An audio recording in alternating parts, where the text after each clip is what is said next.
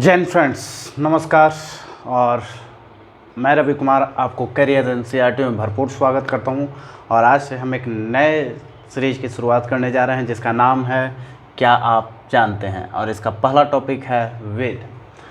इस टॉपिक को स्टार्ट करने से पहले मैं आपको बता दूं कि आपने अभी तक मेरे चैनल को सब्सक्राइब नहीं किया है, लाइक नहीं किया है, तो ज़रूर इसको सब्सक्राइब कीजिए, लाइक कीजिए और अपने दोस्तों के पास शेयर ज़रूर करें, क्योंकि शेयर नहीं कर रहे हैं और लाइक सब्सक्राइब भी नहीं कर रहे हैं। सब्सक्राइब भी कीजिए ताकि जल्दी से जल्दी 1000 आपका पहुंच जाए, तब आपको हम लाइव क्लास ले सकें। ठीक है, धन्यवाद। अब देखिएगा, जो आपका स्टार्ट टॉपिक कर रहे हैं वो उसका नाम क्या है, वेद। ये लगभग प्रत्येक दिन एक नए नए टॉपिक के साथ आते जाएगा। आप भी कमेंट्स कीजिएगा कि हाँ आपको कौन से टॉपिक पसंद है और कौन से टॉपिक पर आप चर्चा करना चाहते हैं। तो आपका कमेंट्स भी ज़रूरी देखेंगे हम, उसमें आप ज़रूर कमेंट्स कीजिएगा। इस टॉपिक का नाम होगा पहला वेद। इस सीरीज का नाम क्या है, क्या आप जानते हैं। वेद जिसकी रचना किसी ने नहीं किया। आपको सुनकर के आश्चर्य लग रहा होगा कि किसी ने किया तो फिर वेद बना कैसे। तो वेदों की रचना किसी ने नहीं किया बल्कि संकलन किया गया है, जिसका नाम है महर्षि वेद व्यास। महर्षि वेद व्यास जी ने वेदों को संकलन करने का काम किया। इसका मतलब ये हुआ कि वेदों को पन्ना बाई पन्ना जोड़ने का काम किया। तो वेदों की संकलनकर्ता कौन है, महर्षि वेद व्यास। आइए इसमें हम क्या क्या जानेंगे। तो सबसे पहले शाब्दिक अर्थ, अन्य नाम, उत्पत्ति, इसका समय कब से कब है, विषय और प्रकार, कितने प्रकार के वेद हैं। तो सबसे पहले शाब्दिक अर्थ। वेद का जो शाब्दिक अर्थ होता है वो संस्कृत के विद धातु से लिया गया है। वेद का शाब्दिक अर्थ संस्कृत के विद धातु से लिया गया है, जिसका अर्थ होता है ज्ञान। मतलब वेदों को पढ़ने के बाद आपको ज्ञान की प्राप्ति होगी। यानी वेद संस्कृत के विद धातु से लिया गया है, जिसका अर्थ होता है ज्ञान, जिससे आपको ज्ञान में वृद्धि होगा। दूसरा, इसका अन्य नाम क्या है। इसका अन्य नाम अपौरुषेय भी कहते हैं, श्रुति कहते हैं, अमान्य कहते हैं। अब अपौरुषेय क्यों कहते हैं, क्योंकि जब शुरुआती अवस्था में जाएंगे, नीति मीमांसा जैसे किताबों को आप पढ़ेंगे तो उसमें वेदों के बारे में अपौरुषेय कहा गया है। अपौरुषेय का मतलब होता है जिसकी रचना व्यक्ति के द्वारा किया ही नहीं गया होगा, जिसे खुद ईश्वर ने रचना किया है, इसलिए इसे अपौरुषेय कहते हैं। आप भी समझ सकते हैं, क्योंकि वेद बहुत बड़ी चीज़ है, एक छोटे किताब नहीं है। वेद बहुत बड़ी चीज़ है जो कोई एक व्यक्ति के द्वारा लिखा नहीं जा सकता है, समझा नहीं जा सकता है। इसलिए बहुत सारे लोगों का मानना है कि वेद क्या है, अपौरुषेय है। दूसरा, श्रुति क्यों इसको कहा गया। श्रुति इसलिए कहा गया क्योंकि वेद को एक लिखा हुआ समय नहीं है कि हाँ आज बैठे और 10 दिन बाद वेद को कंप्लीट करके लिख के उठ गए। वेद को बहुत लंबे समय तक, लगभग 500-700 साल तक संकलन किया गया। और ये कैसे संकलन किया गया, जैसे कुरान इस्लाम का पवित्र ग्रंथ है, तो उसमें मोहम्मद साहब ने अपने ज्ञान के उपरांत, ज्ञान जब उनको प्राप्त हुआ उसके उपरांत जब उन्होंने कुछ शब्दों को बोलते गया, उनके चेला चपाटी लोगों ने क्या किया, लिखते चला गया, उसको बोलते हैं कुरान। उसी तरह से यहाँ भी बहुत सारे जो महात्मा लोग थे, जो ऋषि लोग थे, उन्होंने क्या किया कि अपने शब्दों में बोलते गया और उनके द्वारा, उनके चेले के द्वारा लिखा गया, उसे श्रुति कहा गया। यानी सुन करके लिखा गया चीज़ों को श्रुति कहते हैं। अब आते हैं अमान्य क्या है। अमान्य जिसका कोई रचना ही नहीं, जिसका कोई लेखक ही नहीं, जिसको कोई लिख ही नहीं सकता है, अमान्य है, अपौरुषेय है। ठीक है। उत्पत्ति से कैसे हुई, तो माना जाता है कि ब्रह्मा के 4 मुखों से वेदों की उत्पत्ति हुई। ब्रह्मा के 4 मुख से वेदों का उत्पत्ति हुई, या वेद सूत्र में इनकी उल्लेख किया गया है।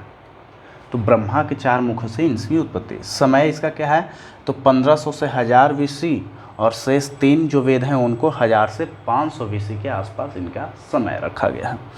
विषय इसमें क्या है, तो इसमें क्या क्या पर बातचीत किया गया होगा इस वेद में, तो इसमें ब्रह्म, ईश्वर, रसायन विज्ञान, भूगोल, खगोल, ज्योतिष शास्त्र, अलग अलग चीज़ों पर बातचीत किया गया है। वेदों के कुछ ऐसे भाग हैं जिसे यूनेस्को ने अपने विश्व के धरोहर, विश्व के सूची में शामिल किया है यूनेस्को के द्वारा।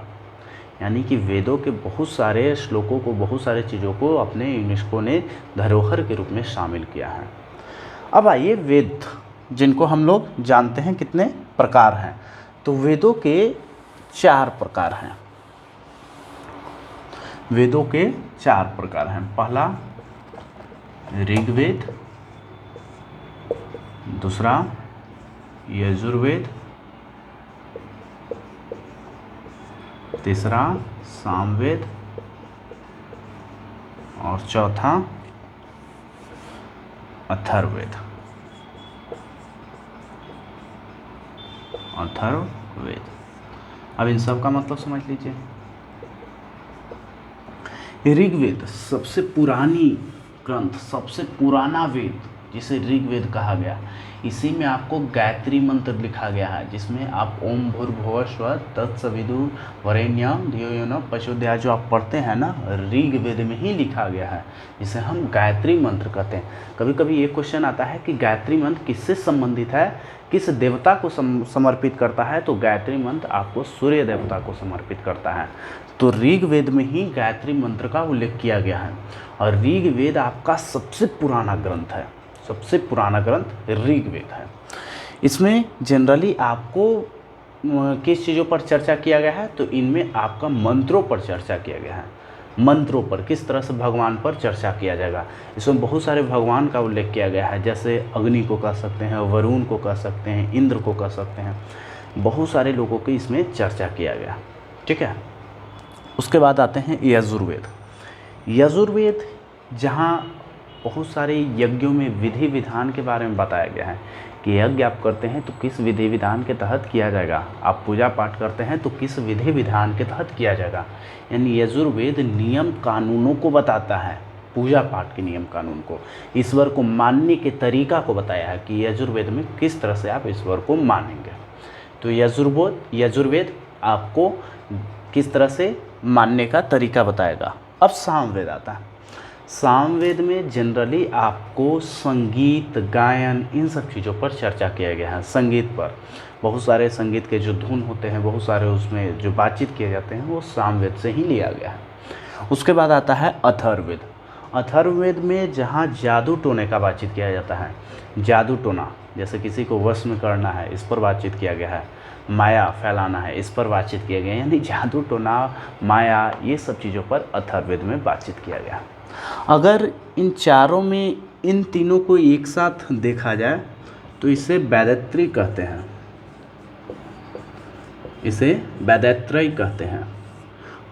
ऋग्वेद, यजुर्वेद, सामवेद, इन तीनों को एक साथ वैदत्रयी कहते हैं और अथर्ववेद को नवीनतम वेद कहते हैं, क्योंकि अथर्ववेद सबसे अंत में लिखा गया है, इसलिए इसे नवीनतम वेद के नाम से भी जानते हैं। तो अथर्ववेद को नवीनतम वेद, ऋग्वेद, यजुर्वेद, सामवेद और अथर्ववेद। ये जो जितने भी तीनों वेद आपको दिखाई दे रहे हैं ना, इन तीनों वेद के भी 3-3 हिस्से हैं। इन तीनों वेद के अंदर भी 3-3 हिस्सा है। जैसे अगर देख लिया जाए ऋग्वेद, तो ऋग्वेद में भी 3 हिस्से हैं, जिसमें आपको पहला ब्राह्मण, आरण्यक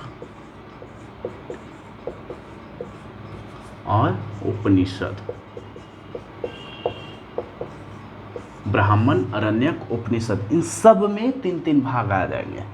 तो ब्राह्मण, ऋग्वेद के अगर देखा जाए तो ब्राह्मण, आरण्यक, उपनिषद। ब्राह्मण क्या है, तो ऋग्वेद में जो कठिन चीज़ों को लिखा गया, कठिन श्लोक लिखे गए हैं, उनको अगर सरल भाषा में प्रयोग कर दिया जाए तो उसे ब्राह्मण कहते हैं।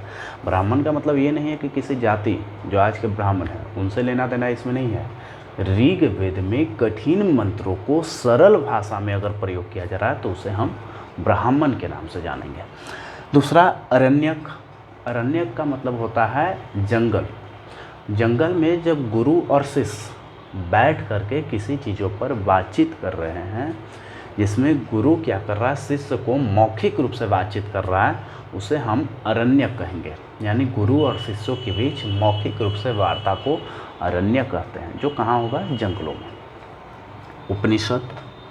उपनिषद जो दार्शनिक विचार है, फिलॉसफी विचार है, जिसमें ईश्वर पर, आत्मा पर, परमात्मा पर, पुनर्जन्म पर चर्चा किया गया है।